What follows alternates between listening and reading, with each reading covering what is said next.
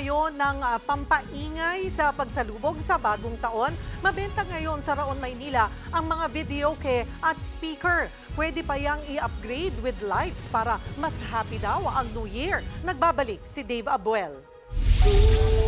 Dagsa na ang mga bumibili ng mga pampaingay sa pagsalubong sa 2025 sa Raon sa Maynila, partikular sa tindahan na ito ng mga speaker. 1,000 piso ang pinakamurang speaker na pwede pang tawaran hanggang 800 pesos. 6,500 pesos naman ang malaking speaker na kayang tawaran hanggang 6,200 pesos.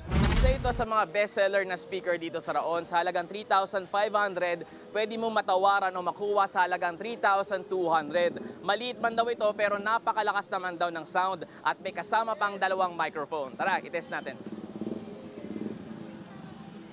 Test, hello? Hello, test. Mic, test. Sina Aliway Gonzales, pinakamalaking speaker ang binili. Mas masaya raw kasi ang pagsalubong sa bagong taon kapag maingay. Parang banding po for family. Masaya po kasi sama-sama kami, pamilya.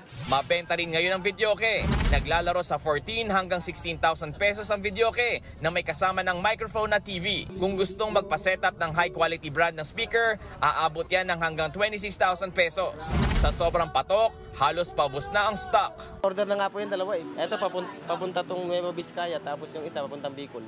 Para naman mas damang-dama ang saya at swerte sa bagong taon, itodo na ang setup ng party at maglagay na rin ng ilaw. Ang parled na nagpapalit-palit ng ilaw gaya nito, 4,000 pesos ang isa. Kung may extra budget naman at gusto ng malilikot na ilaw, 12,000 pesos ang tinatawag na Trio Magic Ball. Pero kung gusto mong tuloy-tuloy ang pailaw kahit umuulan, weatherproof na ang bilhin. 20,000 pesos ang kada piraso ng moving heads na kadalasang gamit sa mga concert. Payo ng mga nagtitinda sa Raon, bumili na ngayong hindi pa gaanong siksikan. Inaasahan kasi nilang sa December 30 at 31 dudumog ang mga naghahabol na makabili ng mga pampaingay at pailaw para sa pagsalubong ng bagong taon.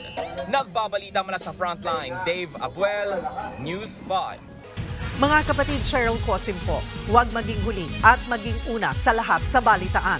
Para sa tuloy-tuloy na talakayan sa Frontline, mag-follow at mag-subscribe sa social media pages ng News 5.